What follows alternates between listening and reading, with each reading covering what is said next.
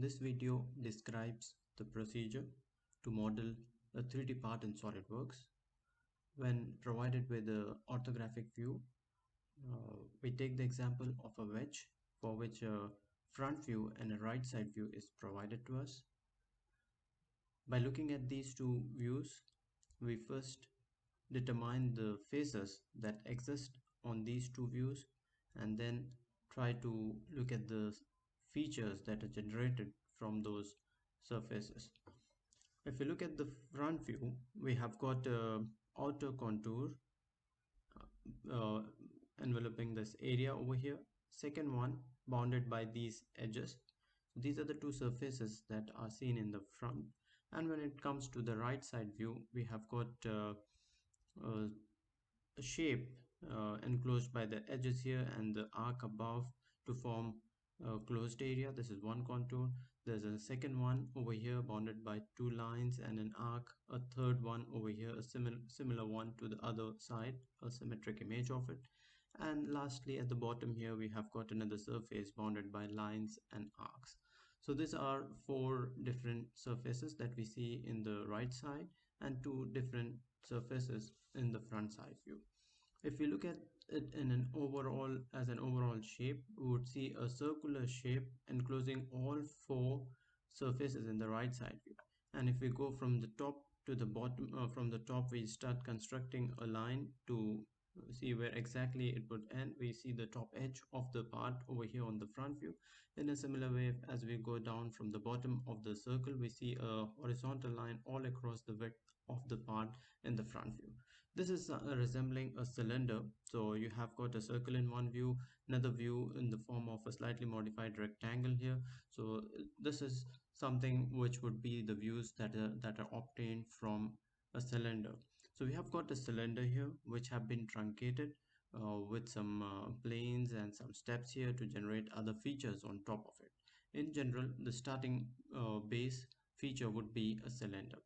Then we have got the second feature coming from the surface as seen in the right side view, the surface that is bounded by the lines and the arc above here in this area. If we project a construction line from the top, we get to the end point here of the inclined line at 30 degree. In a similar way, if we go from the bottom of that surface, we find the end point here at the bottom of the inclined line at 30 degrees. So this entire surface that we see here lies on inclined line at 30 degree, and the surface what we see here is a foreshortened surface on this inclined face as seen from the right side. We have got another one at the bottom here. So if we do the same, if we go over the same procedure by constructing a line from the horizontal edge, we get the end point here for the vertical edge, and from the bottom of the circular face we have got the construction line meeting the bottom of the view that we have in the front. So the whole surface that is here at the bottom would lie on a vertical edge as seen in the front side. So this is parallel to the right plane, or this is a surface that would be lying on the right face of the object.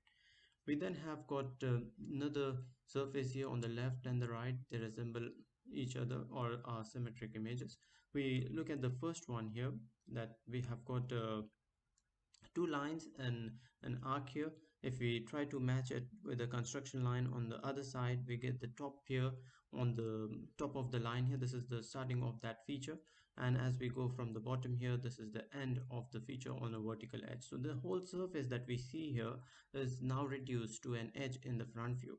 So this would be the shape of the surface as seen from the right side, which lies on this edge here at a distance of 1.88 from the right face. And there is something similar on the back side, on the rear side of this, and which is in line with the height that you have for the first surface here to be shown over here on the other side. Now when it comes to the surface as we see in the front, we have got this particular area bounded by the lines. If we project the construction lines across the top and the bottom, we end up looking at the vertical edge here. So the vertical edge what we see here is actually representing a face which is parallel to the front plane. The whole area that we see in here is lying on the vertical line that we see from the right side. And uh, the same surface would be there behind at the back end, and which would map with the vertical edge what you see here from the right side view. So both of these two edges, they form a similar shape that's seen from the front and the rear side. That there are two different locations. We have got the area over here in the left of the front view here. This area, if you map it from the top and the bottom to the right side view, it would encompass all the four surfaces that you have inside here, forming a larger circle around it. So it is actually the circular base, circular rod that we have made initially as the base, which would be the surface as seen over here. There's a difference between the two surfaces here. This is a planar surface and this is a single curved surface that we have got here for the cylinder. In in a similar way, if you look at these surfaces here, you have all of these as planar surfaces. This is a planar surface and also normal. At the same time, when we look at this, we are looking normal to these three surfaces, whereas the surface that you see in the middle region here, it is an inclined surface. Lastly, we have to look at all the hidden lines that come in here and the features generated from that. So we have got a hidden line on the top here in the form of a horizontal line of the right side view. So as we project a construction line across this, we find that it comes from an edge coming from the corner here, and it goes all across uh, the part along the depth direction, and it would represent the entire surface that would be coming onto this edge here. So as we see this as a horizontal line, this is going to be a planar surface. When you look at it from the top, it would be a normal surface and going all across the depth of the part. So this particular line would represent the edge coming from the corner here. It would represent an edge coming from behind at this corner. It would also represent the entire surface that would be generated from this edge across the depth. Then the next hidden line over here in the right side view, if we construct a line across that and try to map it with the view that we have in the front, it matches with the step behind here. So this is a hidden line which would be coming from the surface generated from this as seen from the top, or from these edges coming from the corners over here. So that would be another normal surface as would be seen from the top side, and it would cut all across the depth of the cylinder. We have got a third hidden line at the bottom here, and it would when projected would result in a surface, a normal surface when seen from the top appearing from this edge here. So these are the surfaces or the edges which would be shown as hidden lines when seen from the right side, as it is being masked or are hidden due to the mask that you have for the cylinder in between the observer and the surfaces.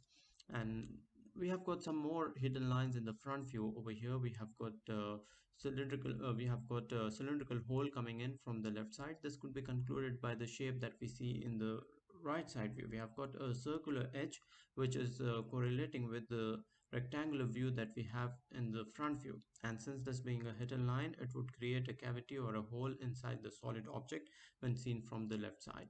And the diameter of which is given as 0.62, and it also specifies the depth here as 0.9. This is a blind hole which is going deep up to a depth of 0.9 inches. This is by the way, the units here are in inches. All these numbers that we see here will be considered as inch. So we now try to model this in SolidWorks. We make use of SolidWorks 2020 version to make the 3D part of the wedge. We begin with clicking on the new file icon in the standard toolbar. In the dialog box that appears, we select the part file as the extension, and we change the unit system to inches from the bottom right corner of the screen. And the feature manager, we select the right plane as the plane to make the sketch for the base. So we have activated the sketching mode, and this could be done by going to the sketch toolbar, clicking on sketch, or when you right click in the quick toolbar, you can select the sketch. uh, Draw a circle using the circle command with the center on the origin, and then assign this a diameter of 2.125. This is what we have as the dimension coming from the front view of the figure.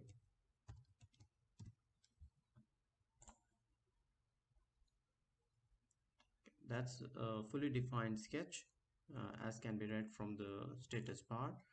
Then it is extruded over a width of 5 inches. Assign 5 inches in the property manager as the depth. Since we are looking at this from the right side, let us extrude it from the right side to the left here. Say OK.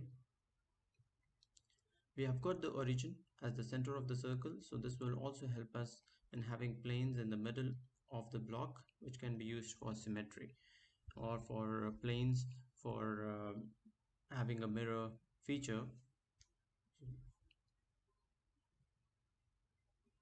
With this done, we'll go over the next step, which is to create a inclined surface by looking at the true shape of the inclined surface is seen in the front view. So we select the front plane and then turn on the sketch. So this is the sketching mode has been activated. Going normal to this under view orientation, drawing a line that would connect the top edge of the cylinder to the right face of the cylinder. Assign a dimension of 30.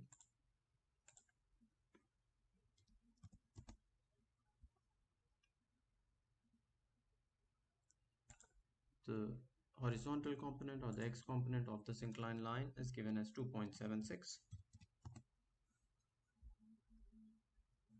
That's a fully defined sketch. We can leave this as an open contour and then use this to slice the portion above here by going over features, cut extrude.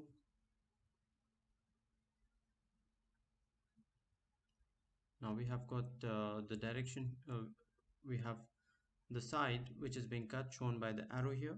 This is the right side that would be cut. If you see it downward in this manner, you have to make sure that it is flipped on the other side.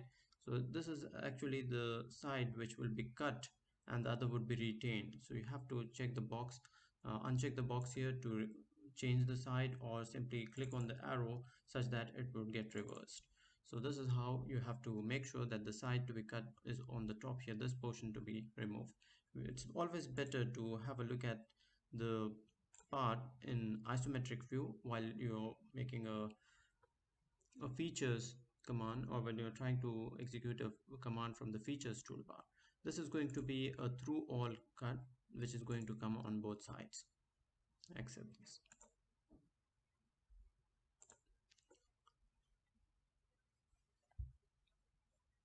Now third step would be to generate the surfaces that would be seen from the right side here, cutting across the front portion of the part and on the rear side.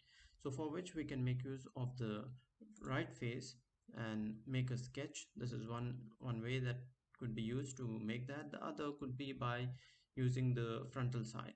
So we'll look at both. Let me start with the right face. This is the face that has been selected. The sketching is now this plane has been made the sketch plane. We draw a line coming in from the bottom of the circle all the way to the top. We had it indicated as a horizontal line here, but we would not add that for now, as that was something driven and would get automatically defined as it tries to cut the inclined surface.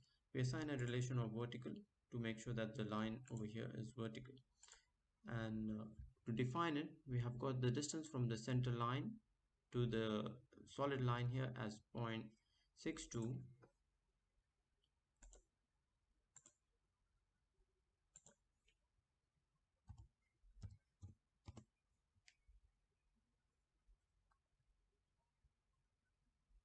That gives you a fully defined sketch. We will try to add arc here. This could be done by using convert entities and then selecting the edge which is far behind. It's only coming all the way up to here because there's a this is on an inclined surface, the other is on a planar surface. So we'll try to add two arcs here. This is one, this is second, and convert both of these to bring it into the current sketch. Trim the extra arcs that you have here by using trim entities, trim to closest, and then cut the portion above here, and also remove the arc that is on the lower half to retain just the two arcs here to form a closed contour.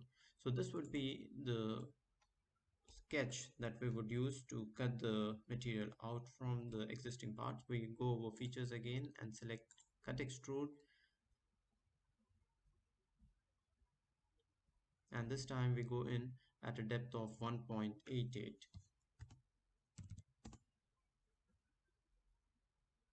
and wherever this surface um, is going to meet the inclined surface at 1.88, that would generate the edge that would be seen from the right side.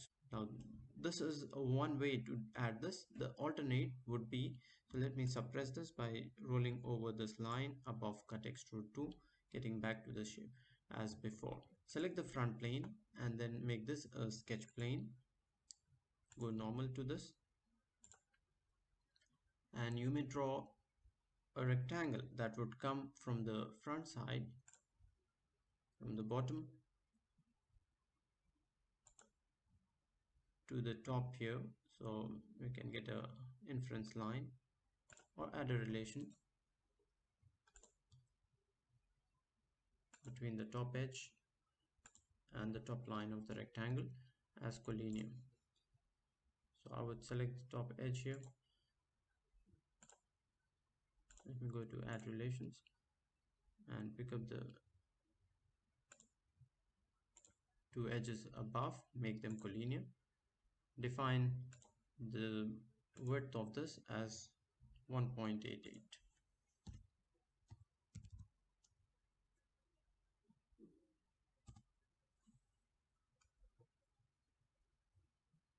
Okay, that's a fully defined sketch, and we are right in the middle of the sketch of the model. So let me go to isometric view.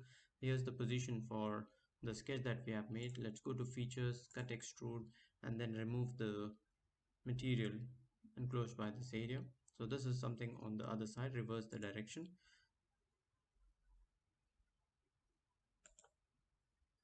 We give an offset of this by going from offset 0.62 as the offset distance.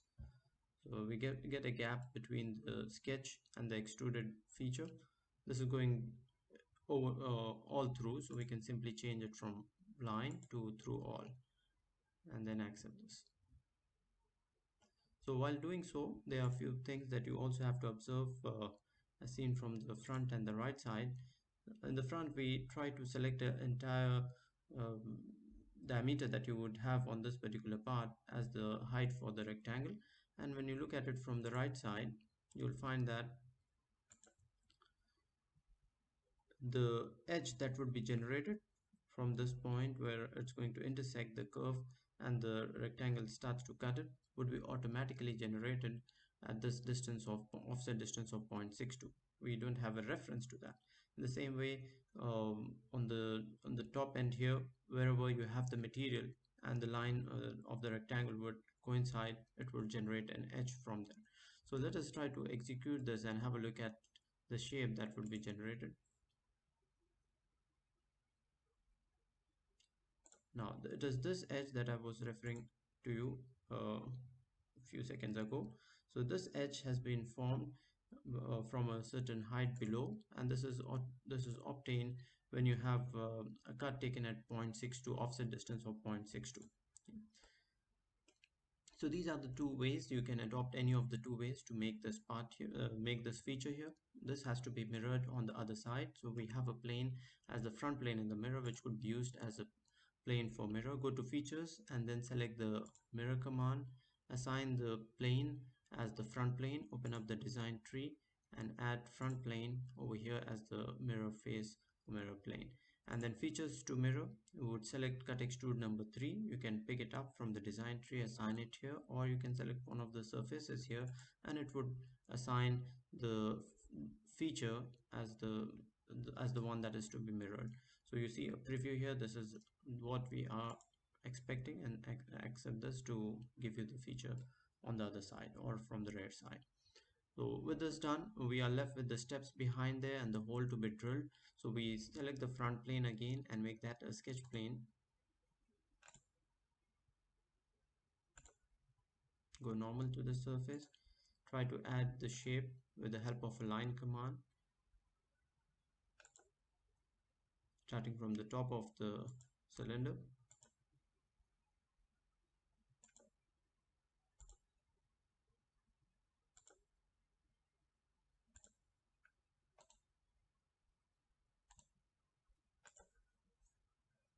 This could be defined by giving the dimensions as 0.5,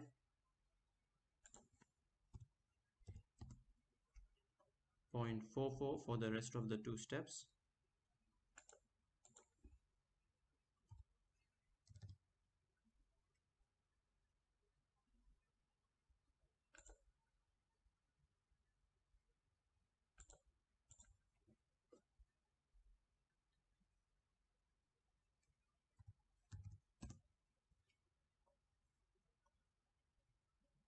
And the height dimensions are given as 0.3 between the bottom steps.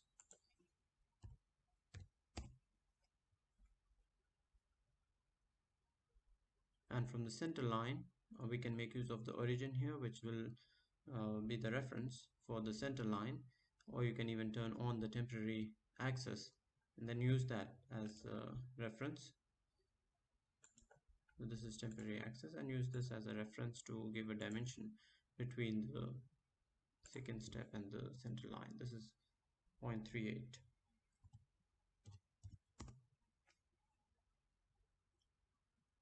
We have another dimension of 0.7 between the center line and the first cut above.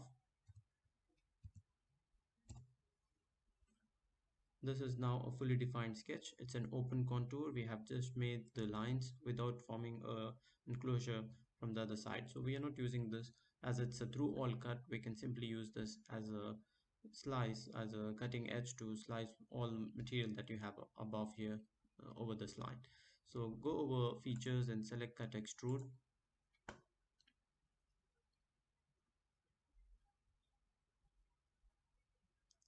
It is pointing the arrow downward, so we need to flip the side, and it's a through all cut. As we have the sketch in the middle, it would be appropriate to select through all on both sides as the end condition. So we have through all and through all on both sides. Now simply accept this to get away with the material above here and leaving behind the wedge. Now we have several planar surfaces generated from this cut. We'll make use of this surface here to generate a hole and through. So we go over hole wizard. Since the hole that was shown to us is having a conical tip at the bottom of the hole and not a flat bottom, it would be it could be obtained by using a revolve cut or by using hole wizard feature. We make use of hole wizard. So this tool is available under features toolbar. You can specify the hole type in the property manager. The hole, it's a hole, a simple hole that we have there, and then the standard is inch. We have got the type. You can leave it as all drill sizes, and this is something like 0.62. So if you have a standard size, you can look at under the size given over here and then specify the standard size. If not, you can check the box for show custom sizing and specify the custom value. In this case, we have got this as 0.62 inches.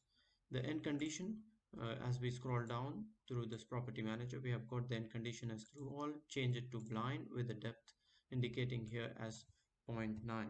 We leave the default end condition up to the shoulder, so this depth is not specified in the drawing whether it is up to the tip or up to the shoulder.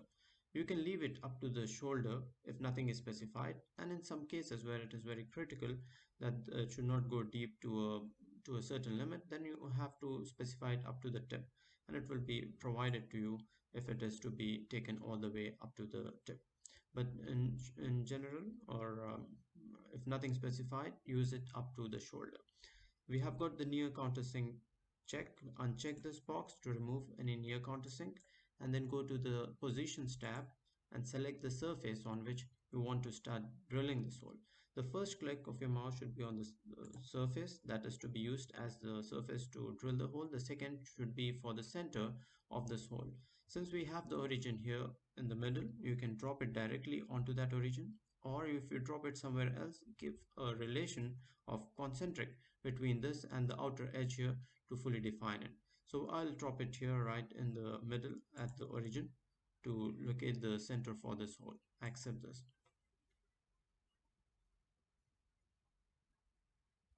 So we have got the hole generated in here. Let's have a look at this. At the bottom we see a tip at the bottom, and this can also be observed by creating a section view. So we can make a sectional view in the part file here. Click on the section view. You can pick up the planes in the front, top, or the right. In this case, the most appropriate ones would be to select the front plane or the top plane to describe the internal features here. Select the front plane for now, and then as I cut it through, say OK, you would see that the shape in the inner side, which was shown with the hidden line, is now visible. You have the tip at the bottom. We can move out of the section by clicking on the icon again to release it, to have the solid part shown with the shape.